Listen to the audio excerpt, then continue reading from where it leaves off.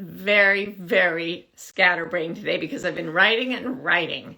And when you write and write, your brain slowly oozes out through your ears. And then when you go to read what you've written, you can't comprehend it. And when you try to do anything else, you have no abilities and you feel, Kurt Vonnegut used to say that when he wrote, he felt like an armless, legless man with a crayon in his mouth. Yeah, that's pretty much how I feel, only I still feel basically female, even just lying there with a crayon in my mouth. And I'm thinking probably some of y'all out there are feeling equally sort of today. It all works out really well, but in the middle of things, it can get difficult. But what I'm writing about right now, I've talked about it recently before, and that is the polyvagal system. Is a theory about how our nervous systems adapt to stress and to environment. So I'm going to run it past you really fast and then tell you what I've been thinking today. The first thing is that the polyvagal nerve its circuit is like a bundle of nerves. It comes down from both sides of the brain and wanders all around your body.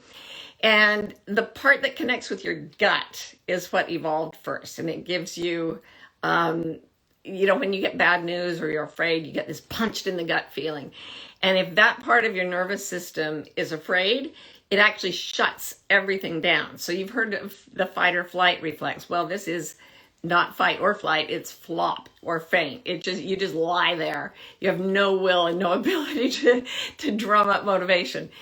So then if you go up ways in your nervous system, there's the fight or flight reflex. And that is what gets you, it motivates you to do things in a pleasant way when it's just slightly stimulated. But if you get really overstimulated, you get scared, it sends you into either running for your life or arguing with people or fawning on them, which I've talked about before, because fawning on someone can help keep them calm if you're in a social interaction, and that's really important for a human to survive.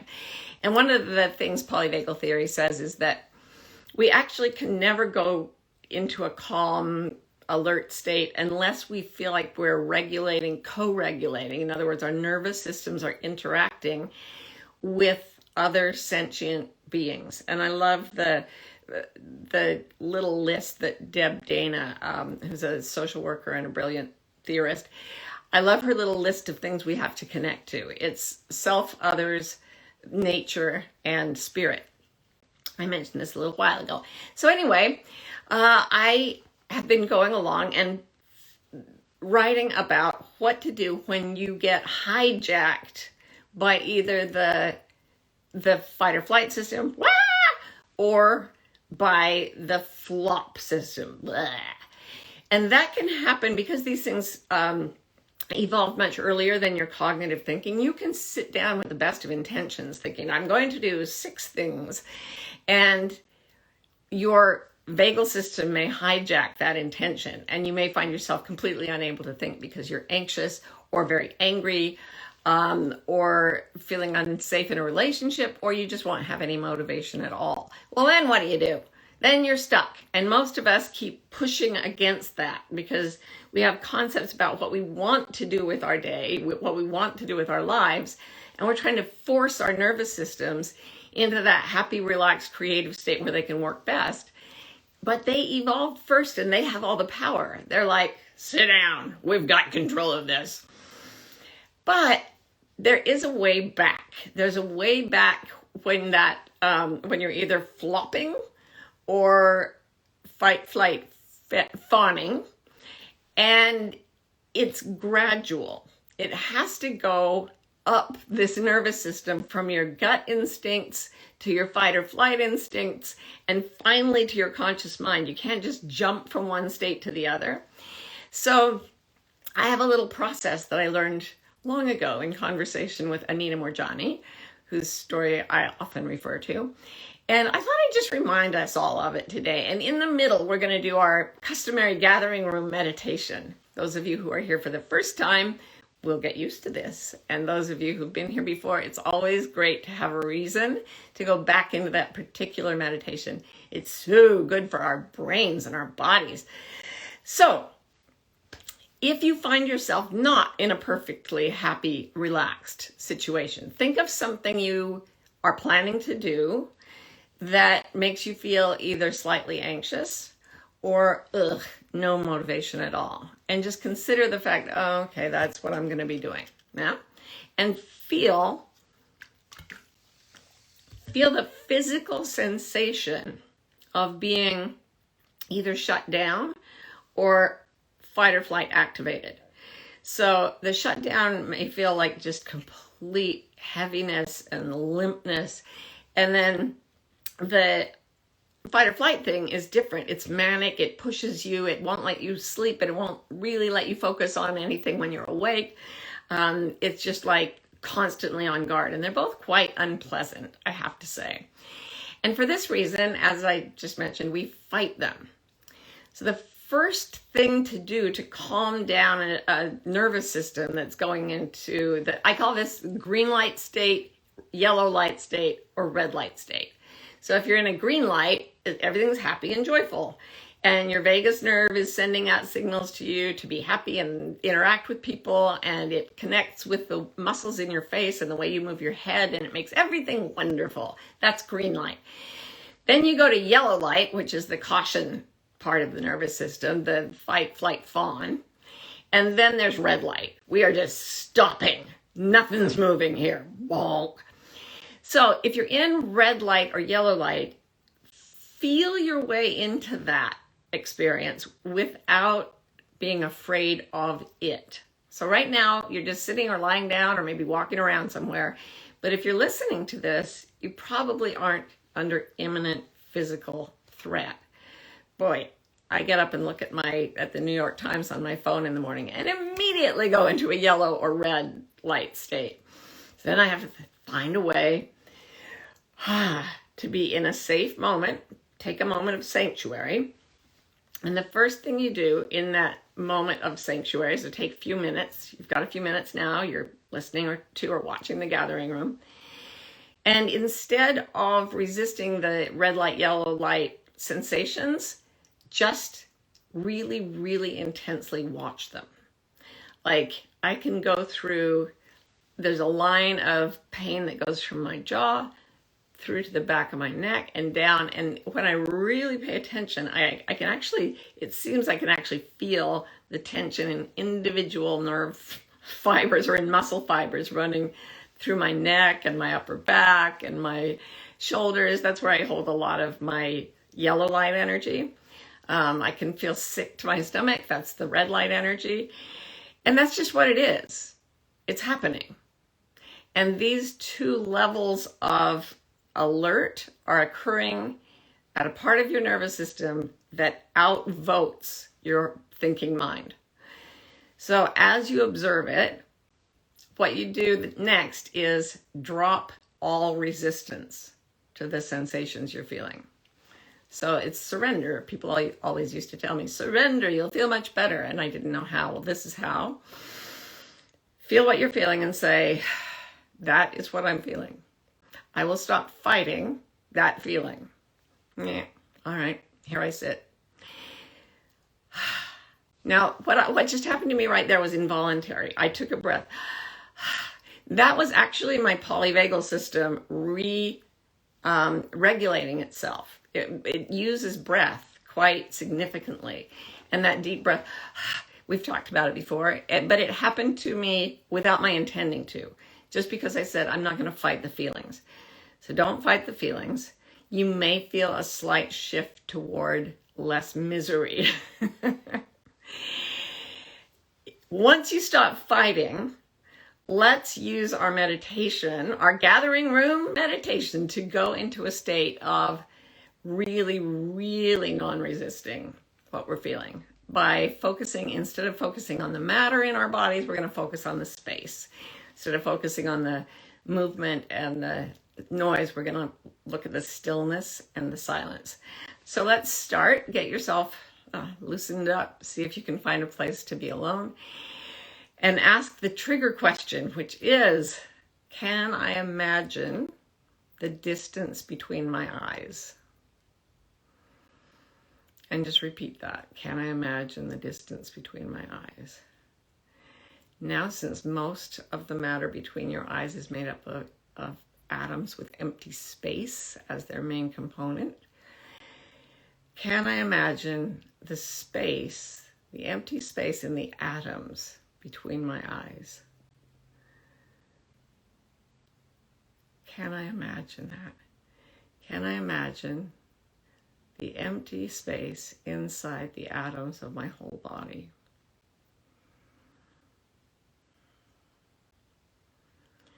Can I imagine the stillness that holds all the motion and matter that is my body?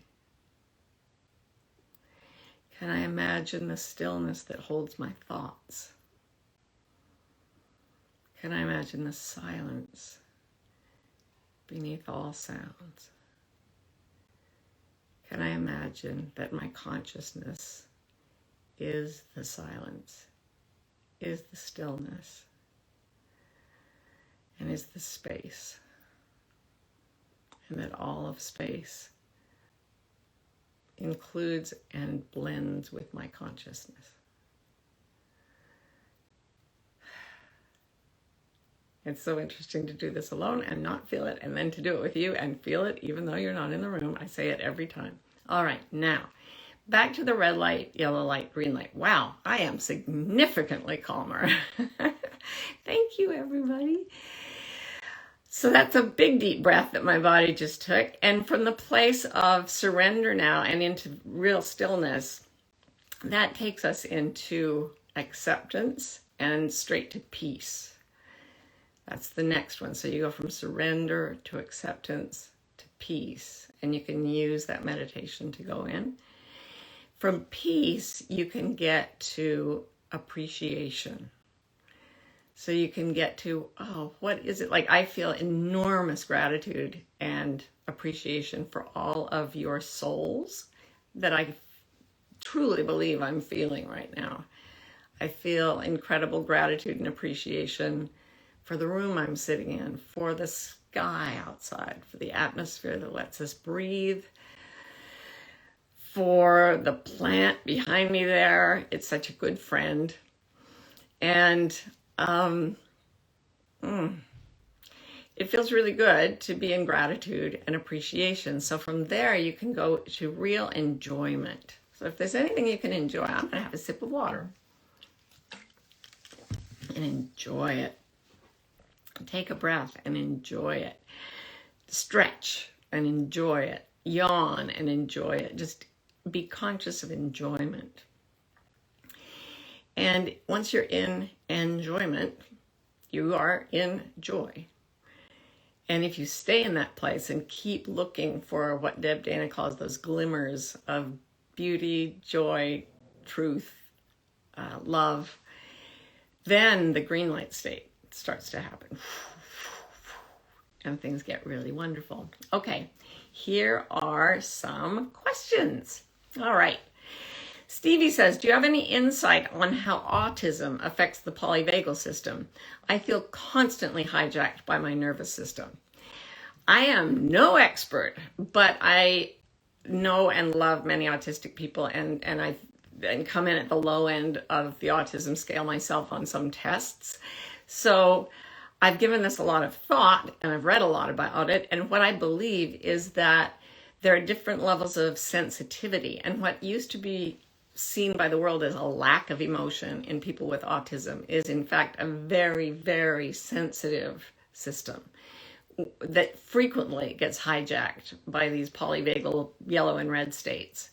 So I think you are more sensitive if you have autism you have spider senses. Consider it a superpower that comes as a mixed blessing. It can also really get you stuck in red and yellow states of emotional and physical alertness or alarm. And that's all the more reason to go by yourself, take off all your masks, let yourself shake or in other ways move to get the adrenaline out of your system. That can help.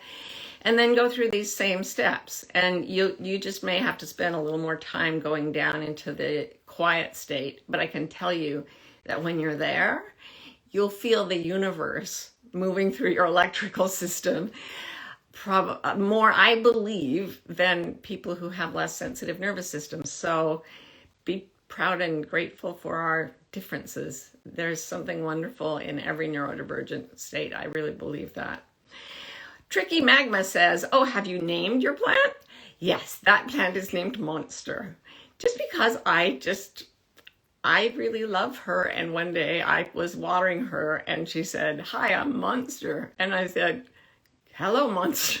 And it regulated my nervous system, so I kept it. Thank you for asking. Dr. Donna says, can more than emotions affect the vagus nerve like medication? Yeah, for sure. For sure. Some of the connections between the brain and the vagal nerve also can be affected by chemistry and in the brain, things you can take for it, for anxiety. But the interesting thing for me is, and again, I'm no expert here, but from what I've read and what I've experienced, I can dope up my body to ignore what's happening, but it will still happen. So if I take something like a sleeping pill, I'll feel very drowsy and dizzy, but I still can't sleep because the anxiety is still going. I'm in a red light, yellow light state, or mainly yellow. I can sleep sometimes in red light. But I still have to do the work of dropping. It's almost like dropping under the medication and then trying to work with it in my system. Like the chemistry is trying to do this very tricky dance. And if you have an extremely easily triggered nervous system, I know people who can take sedatives and it makes them have a panic attack because their nervous system has imprinted this idea that being alert is necessary at all times. So the nervous system is tuned to that. And then if they take a drug that says, guess what, you're off duty, the nervous system says, oh, no, you don't. And it actually revs up. I have the same thing with caffeine. I can take it to try to feel better, but what it typically does is feed the yellow light state. It gives me a little energy, but it feeds the yellow light state and it doesn't feel like genuine creative energy. I cannot actually work with it the way I can with the psychological and frankly spiritual cues. I really believe that in my case, and maybe in yours, because you're here at the gathering room, in my case, I don't think I can go all the way to calm without connecting to everything Deb Dana talks about: self, others, nature, and spirit, the world and spirit. If I don't ground into what neuroscientists are now finding out is the spiritual part of my psyche that is just born in us, and I'm not saying anything is true or false in terms of religious ideology, I'm just saying they're finding that we have this part of us. And if I don't tap into that, none of the, I once took a sleeping medication that literally in medical history, the doctor said, no one has ever failed to go to sleep when they are given this substance. Not a drop of sleep. So yeah, I believe you drop all the way in to your emotions and also to your spirit. And then medicines are wonderful and I wouldn't be alive without them. And you should keep taking your medication, but also think about these other factors.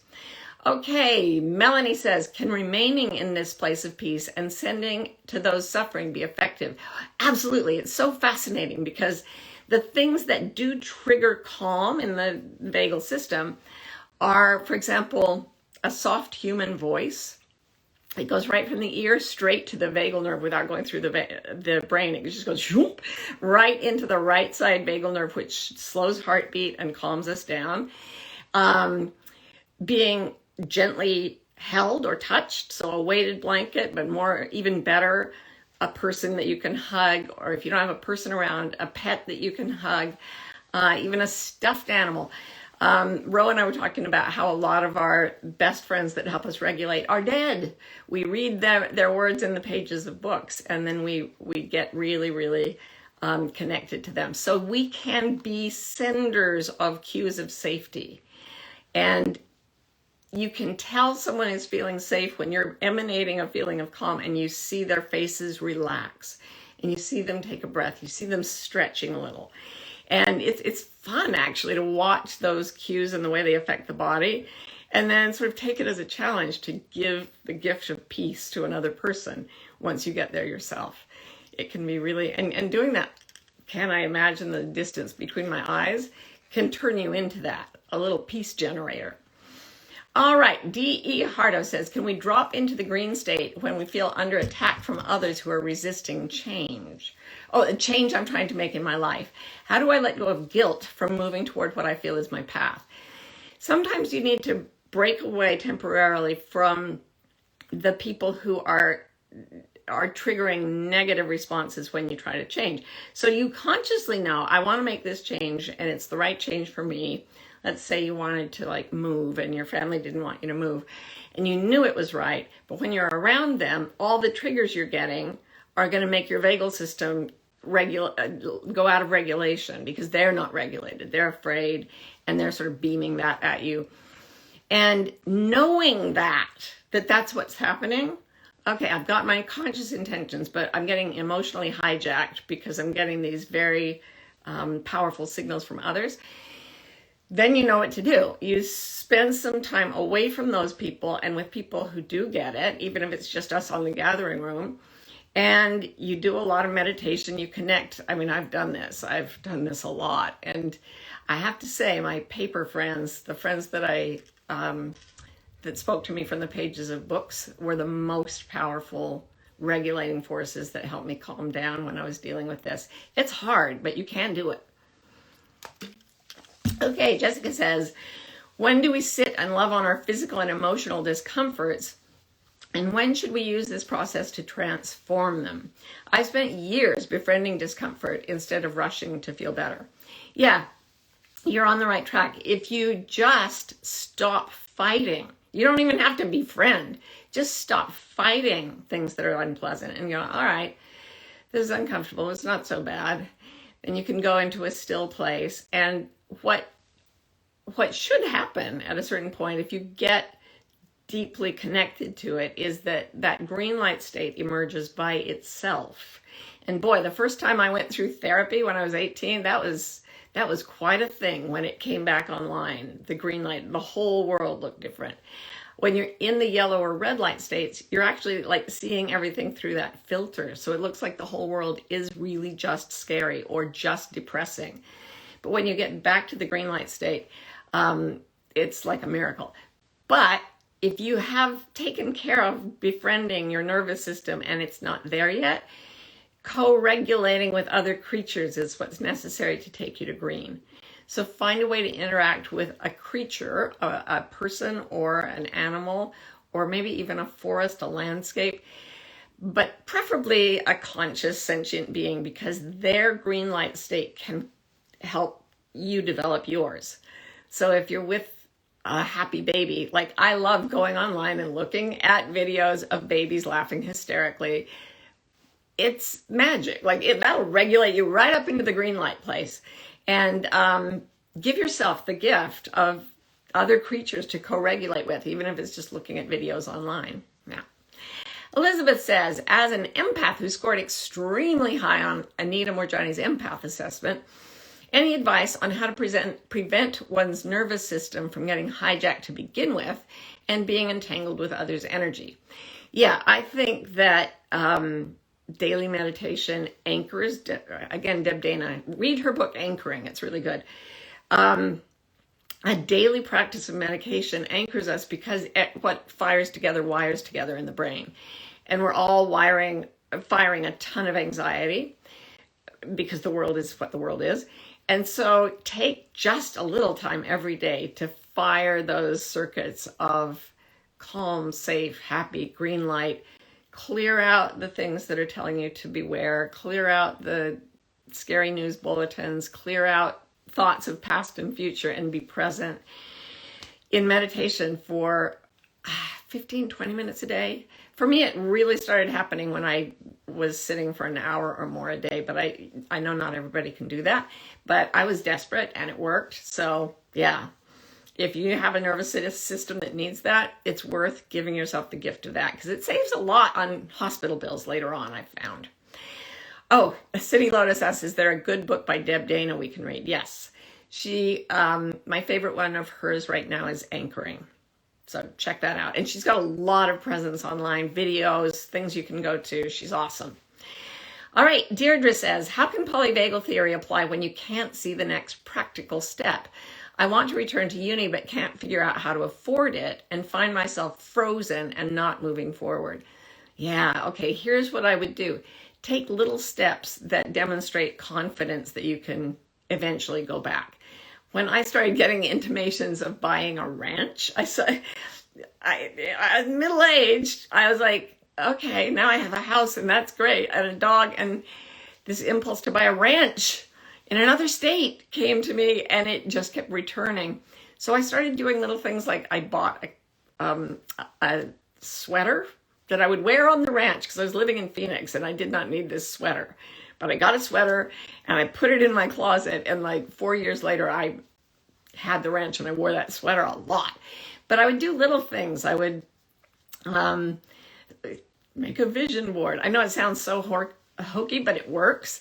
And make little steps of faith and confidence that give you just these slight glimmers of joy.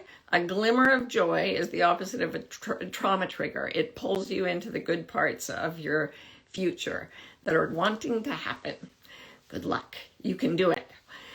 Ready to Go Teacher says, do you think that gathering room folks might be more sensitive to both ends of the spectrum, spiritual things and the anxiety, fight, flight, etc.? I think they're the same thing. I actually think that if you're super duper sensitive to someone's, to joy, for example, it's a package deal. It comes with an equal amount of sensitivity to pain. And my experience, like studying the medicine people of many cultures for about 5 years of my life, convinced me that for folks who do have that inborn sensitivity, the first half of life is very difficult, and the second half is less difficult.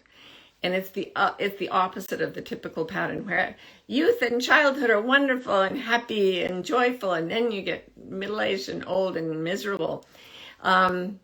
It's kind of good news if you're in that category, because if you've had a tough start and you find out that you have the characteristics of the medicine people, including high sensitivity to emotion and other people's feelings and physical condition, you can expect through study, meditation, and being motivated by your suffering to get to a place midlife in adult life where things are better than they've ever been before.